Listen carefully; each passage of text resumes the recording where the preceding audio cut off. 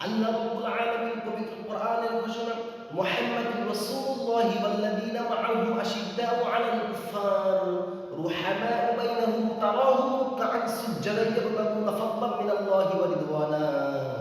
আল্লাহ রাব্বুল আলামিন ক্লিয়ার জানায় দিলেন মুহাম্মাদুর রাসূলুল্লাহ ওয়াল্লাযীনা মাআহু আশিদ্দাউ আলাল কুফফার, মুহাম্মদ সাল্লাল্লাহু আলাইহি ওয়াসাল্লাম নিজেদের মধ্যে, সাহাবীদের মধ্যে, ইমানদারদের মধ্যে ছিলেন বিনয়ী এবং কাফের মুশরিক কুফফারদের ব্যাপারে ছিলেন কঠোর। কিন্তু অত্যন্ত দুঃখের সাথে বলতে হয় যে মুহাম্মদুর রাসূলুল্লাহ থেকে আমরা শিক্ষা নিই প্রতিটা কাজকর্ম। কেননা আল্লাহ রাব্বুল আলামিন বলতেছেন, তোমার নবীর আদর্শের মধ্যে রয়েছে তোমাদের জন্য উত্তম আদর্শ, চরিত্রের মধ্যে রয়েছে তোমাদের জন্য উত্তম আদর্শ। কোন ব্যক্তি যদি মুহাম্মদুর রাসূলুল্লাহ সাল্লাল্লাহু আলাইহি ওয়াসাল্লামের আদর্শ গ্রহণ করতে পারে, তাহলে সে আর কখনো পথভ্রষ্ট হবে না। কথা বলেন, পথভ্রষ্ট হবে না। এই জন্য আল্লাহ তাআলা বললেন, মুহাম্মদ মুসলমানদের মধ্যে ছিলেন, সাহাবীদের মধ্যে ছিলেন বিনয়ী, আর কাফের মুশরিক বেদিনদের ব্যাপারে ছিলেন মুহাম্মদ সাল্লাল্লাহু আলাইহি ওয়াসাল্লাম কঠোর। অত্যন্ত দুঃখের সাথে জানাতে হয়, এই বাংলার জমিনে বর্তমান সময়ে হিন্দুত্ববাদী ইসকন সদস্য যারা রয়েছে, এই হিন্দুত্ববাদী ইসকন ইন্ডিয়ার মদদ নিয়ে তারা মুসলমান আমাদের মেয়েদেরকে, আমাদের বোনদেরকে তারা আজকে নষ্ট করার পায়তারা চালিয়েছে। আপনারা খবর পত্রিকা এগুলো দেখবেন, অথবা নাও দেখতে পারেন, যেহেতু আপনারা তো কানা দিন কানা, আপনারা এগুলো খোঁজ রাখেন না। কিন্তু এই যে কয়েকদিন আগেও গাজীপুরের কালিয়াকৈর একজন মাদ্রাসার নাবালিকা একটি ছাত্রীকে জয়নাথ ও সঞ্জিত, এই দুই হিন্দু মিলে গণধর্ষণ তাকে করেছে একাধারে একাধিক দিন। সম্মানিত বন্ধুগণ, আপনি সামনের কাতারে এসে নামাজ পড়বেন, সামনের কাতারে ঠোকর মারবেন, কিন্তু আল্লাহ রাব্বুল আলামিনের হুকুমের ব্যাপারে আপনি সজাগ থাকবেন না, আল্লাহ রাব্বুল আলামিনের হুকুমের ব্যাপারে আপনার কোনো খেয়াল থাকবে না। এটা হতে পারে না। আপনি নিজেকে বড় মুসলমান দাবি করলেন, আপনি মনে করলেন যে আমি প্রতিদিন জুমার খুতবার সময় ইমাম সাহেবের কাছাকাছি এসে বসি, প্রতিদিন সব কথাগুলো আমি শুনি, কিন্তু এই কথা শোনার দ্বারা বলে কোনো ফায়দা ততক্ষণ হবে না যতক্ষণ আপনার পাশে আপনার মুসলমান নির্যাতিত হবে আর আপনি চুপ করে থাকবেন। এই চুপ করে থাকতে থাকতে একটা সময় বাংলার জমিনে, বাংলার এই মুসলমানদের একটা সময় এমন অবস্থা হবে, রোহিঙ্গাদের যে অবস্থা হয়েছে, আরাকানে যে অবস্থা হয়েছে, একই অবস্থা বলে মুসলমান বাংলাদেশের মুসলমানদের হবে। ইন্ডিয়ার মুসলমানদের যে অবস্থা হয়েছে, একইভাবে বাংলাদেশের মুসলমানদের বলো একই অবস্থা হবে। আমরা শুধু মনে মনে ভাবি, আরে আমরা তো সংখ্যায় অনেক, আমরা তো সংখ্যালঘু না, আমরা তো সংখ্যাগরিষ্ঠ মুসলমান আমার বাংলাদেশ, এটা আমরা মনে করি। কিন্তু এটা মনে করার সুযোগ নেই, কারণ পাশেই গুলো থাকে আমাদের কারা, আমাদের দাদা বাবুরা গুলো আমাদের পাশে আছে। সাইজ যখন আমাদেরকে করবে তখন আর মসজিদে আসার লোক পাওয়া যাবে না, সাইজ যখন করবে তখন আর কোনো কথা বলার সুযোগ থাকবে না। কারণ এই বাংলার আইনটাও হলো ওই পার্শ্ববর্তী দাদা বাবুদের দেশের এর আইন এই দেশে পরিচালিত, এটা আপনারা জানেন কিনা। এই জন্য খুব সজাগ হতে হবে। মুহাম্মদ সাল্লাল্লাহু আলাইহি ওয়াসাল্লাম কখনো নিজের মুসলমানের মধ্যে কখনো তিনি কষ্ট দেখতে পারতেন না, কিন্তু আজকে আমরা এমন মুসলমান হয়েছি, এমন মুসলিম হয়েছি যে আমাদের যাই হোক না কেন আমি তো ঠিক আছি, আমি তো ঠিক আছি, আমার তো কোনো অসুবিধা নাই। হাদিসের মধ্যে রাসূলুল্লাহ সাল্লাল্লাহু আলাইহি ওয়াসাল্লাম বলেছেন, সারা বিশ্বের মুসলমান হলো একটা দেহের মতো। একটা দেহে যদি এখানে ফোড়া হয়, আর এই ফোড়ার ব্যথাটা বলে আপনি সারা দেহের মধ্যে অনুভব করেন। আপনার পায়ের তলা যদি কেটে যায়, এই পায়ের তলায় খোঁচা লাগার কারণে, সুই ঢোকার কারণে, কাঁটা ঢোকার কারণে আপনি সারা দেহে ব্যথা অনুভব করেন। এমনভাবে যদি একজন মুসলমান, সে আপনার বাংলাদেশে না হয়, যদি আমেরিকার একজন মুসলমান হয়, আফগানিস্তানের একজন মুসলমান যদি হয়, সৌদি আরবের একজন মুসলমান যদি হয়, বিশ্বের যে প্রান্তে মুসলমান হোক না কেন, সে যদি অন্য ধর্মের মানুষের কাছে নির্যাতিত হয়, তাহলে মনে করতে হবে সে শুধু একা নির্যাতিত হচ্ছে না, বিশ্বের জগতের সমস্ত মুসলমান আপনি সহ সকলেই নির্যাতিত হচ্ছে। আমাদের নবী হযরত মুহাম্মদ মুস্তাফা সাল্লাল্লাহু আলাইহি ওয়াসাল্লাম তিনি এমন একজন মায়ের নবী ছিলেন, এমন একজন দরদ মাখা নবী ছিলেন, তিনি কখনো মুসলমানদের কষ্ট সহ্য করতেন না।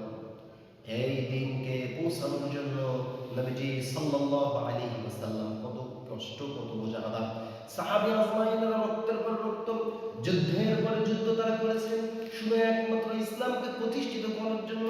কিন্তু দুঃখজনক হলেও সত্য, নামধারী একটা দল, তারা নিজেদেরকে ইসলামের দাবিদার বলে মানুষের কাছে প্রচার প্রসার করতেছে, কিন্তু আবার তারা মুসলমানদের দুঃখে কষ্টের সময় তাদের কাছে পাওয়া যায় না।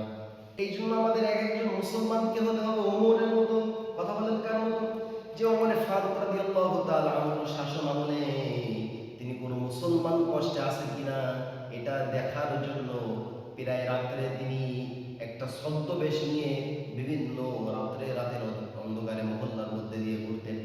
কোন একদিন ওমরে ফারুক রাদিয়াল্লাহু তাআলা আনহু পাশ দিয়ে যাচ্ছেন, একটা ঘরের মধ্যে একটা মা সে হাড়ির মধ্যে কিছু একটা পাকাচ্ছে, শব্দ হচ্ছে হাড়ির মধ্যে কিছু একটা পাকাচ্ছে, আর পাশে তার বাচ্চা কাচ্চা কান্নাকাটি করতেছে। এমন তো অবস্থাতে ওমরে ফারুক রাদিয়াল্লাহু তাআলা আনহু পাশে দাঁড়াই গেলেন। দাঁড়াই যাওয়ার পরে কিছুক্ষণ পর দেখলেন বাচ্চা কাচ্চার ওই যে কান্নার আওয়াজটা বন্ধ হয়ে গেলেন। ওমরে ফারুক রাদিয়াল্লাহু তাআলা আনহু বললেন, ও মা, আমি আপনার সাথে একটু কথা বলতে পারি কিনা? নিজের ব্যাপার, নিজে যে বাদশা খলিফা এটা সে প্রকাশ করেননি, এবং ওই মহিলা ওই মা ওমর রাদিয়াল্লাহু তাআলা আনহুকে চেনেন না। ওমর ফারুক রাদিয়াল্লাহু তাআলা আনহু পাল্টা প্রশ্ন করলেন, ও মা, আপনি হাড়ির মধ্যে কি জ্বালাচ্ছিলেন?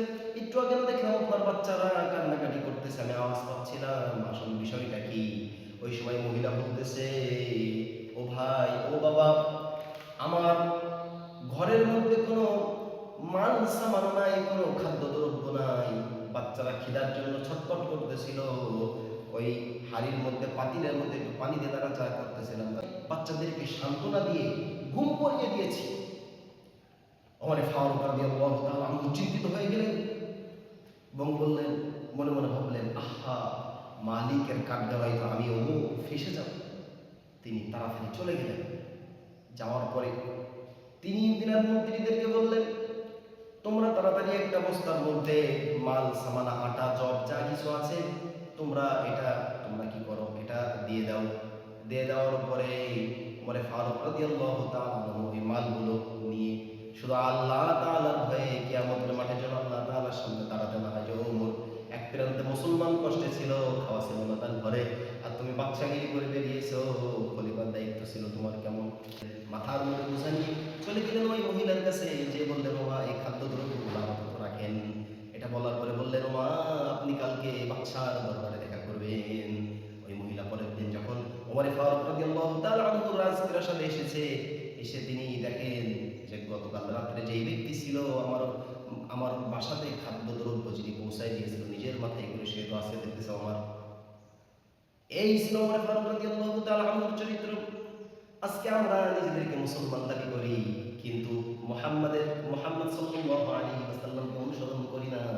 আবার একইভাবে খোলাফায়ে রাশিদিন যারা আমাদের আইডল ছিলেন, এটা আমরা কি করি না, আজকে অনুসরণ করি না। কিন্তু দেশের প্রান্তে প্রান্তে আজকে মুসলমান মেয়েরা আজকে ধর্ষিত হচ্ছে। আজকে হিন্দুয়ানি সংস্কৃতি বাংলাদেশ মুসলমানদের মধ্যে এত বেশি ঢুকিয়ে দেওয়া হয়েছে, প্রতিটা কাজে কর্মে হিন্দুয়ানি সংস্কৃতি ভরে গিয়েছে। প্রতিটা কাজ কর্মের মধ্যে হিন্দুয়ানি সংস্কৃতি। মুসলমানের কোনো একটা অনুষ্ঠান হলেই ওই অনুষ্ঠানটা মুসলমানের কিনা বোঝা যায় না। কথা বলেন ঠিক কিনা? বোঝা যায়। আপনার বাড়িতে যখন বিবাহ হয় তখন আপনি গায়ে হলুদ করেন, গায়ে হলুদের ব্যবস্থা করেন কিনা? আপনার বাড়িতে যখন বিবাহ হয় আপনি বড় বড় ড্যাগ নিয়ে এসে ডিক ডিক ডিক ডিক ডিক ডিক করে গান বাজান কিনা? এটা কি কোনো মুসলমানের কালচার? কথা বলেন, কোনো মুসলমানের কালচার? সম্মানিত মুসলমান, এই জন্য এই বিষয়গুলো আমাদের মাথায় রাখতে হবে। শুধু প্রথম কাতারে নামাজ পড়লে হবে না, ইসলামের প্রতিটা হুকুমের ব্যাপারে আমাদের সতর্ক থাকতে হবে। প্রথম কাতারে মানুষ নামাজ পড়ে, আবার নাকি সুন্দর খায়, আশ্চর্য বিষয়, নাউজুবিল্লাহ। প্রথম কাতারে নামাজ পড়ে, আবার ইমাম সাহেব হুজুরে একটু ভুল হলে, 1 মিনিট দেরি হলে তার পিছনে এসে লাগে। প্রথম কাতারে নামাজ পড়ে, মুয়াজ্জিন যদি একটা বেলা মসজিদ পরিষ্কার করতে একটু দেরি হয়েছে তাহলে মুয়াজ্জিনের পাছায় লাগে। প্রথম কাতারে নামাজ পড়ে, আবার চায়ের দোকানে বসে বসে বিভিন্নভাবে ইসলামের ব্যাপারে কটূক্তি করে কিনা? কথা বলেন। এই জন্য বাংলার মুসলমানের কথা বলে গেলে চলবে না। ইসলামকে অবমাননা করবে, কোরআনকে অবমাননা করবে, আর আপনি প্রথম কাতারে এসে নামাজ পড়বেন আর মসজিদের এক কোনায় বসে তসবিহ টিপবেন, লা ইলাহা ইল্লাল্লাহ, লা ইলাহা ইল্লাল্লাহ। আল্লাহর কসম করে বললাম, ওই লা ইলাহা ইল্লাল্লাহ মসজিদের কোনায় বসে টেপার, ওই লা ইলাহা ইল্লাল্লাহর কোনো দাম আল্লাহ রাব্বুল আলামিনের কাছে নাই। আপনার এই মসজিদের কোনায় বসে লা ইলাহা ইল্লাল্লাহ তাসবিহ জপার দাম আল্লাহ তাআলার কাছে তখনই হবে যখন আপনি মসজিদের মধ্যে যখন তাসবিহ করবেন, একবার মসজিদ থেকে বের হয়ে যাওয়ার পরে আপনার হাতে লাঠি থাকবে, কোন মানুষ কোন সম্প্রদায় যদি আপনার ইসলামের উপরে আপনার কোরআনের উপরে, আপনার মুসলমান মেয়েদের উপরে যদি আঘাত আনয়ন করে, তাহলে তার মোকাবেলা যখনই আপনি করবেন, বাইরে আপনি মোকাবেলা করবেন, মসজিদের মধ্যে তাসবিহ আদায় করবেন এবং সামনের কাতারে নামাজ পড়বেন, তাহলে আপনার এই সামনের কাতারে নামাজ পড়া, মসজিদের তাসবিহ গুনাহ এগুলো কাজে আসবে। কাজে আসবে কিনা বলেন? আর যদি আপনি নামাজ পড়তে পড়তে কপাল কালো করে ফেলেছেন, কিন্তু আপনার ঘরের বউ ঠিক নাই, আপনার ঘরের মেয়ে ঠিক নাই, আপনার ঘরের ছেলে ঠিক নাই, আপনি প্রথম কাতারে নামাজ পড়া দেওয়ার একটু সুযোগ পেলেও পারেন কিনা কথা বলেন? সম্মানিত বন্ধুগণ, আমি লজ্জা দেওয়ার জন্য করছি না, কথা বোঝানোর জন্য করছি। আপনার এসেছে জ্বর, এখন যদি আপনাকে আমি আমাশার ট্যাবলেট দিতে হলে বলে জ্বর সারবে না। আবার আপনার হয়েছে আমাশার সমস্যা, আপনাকে যদি জ্বরের নাপা দিই তাহলে সারবে কিনা। আপনার হাড়ের সমস্যা, ডাক্তার সাহেব যদি আপনার হাড়ের সমস্যার জন্য ওষুধ না দিয়ে যদি আপনার ডায়াবেটিসের ওষুধ দেয়, তাহলে কি কখনো আপনার হাড়ের সমস্যা করবে? কথা বলেন। তাহলে আপনার রোগ যেটা, আপনার ট্রিটমেন্ট দিতে হবে সেটা। এই জন্যই বাংলার জমিনে 92 ভাগ মুসলমানের দেশে কোনো প্রকার অশ্লীলতা, বেহায়াপনা কোনো মুসলমান নিজেকে ইমানদার দাবি করার পরে এটা করতে পারে না। কথা বলেন, করতে পারে। এই জন্য খুব সাবধান হতে হবে।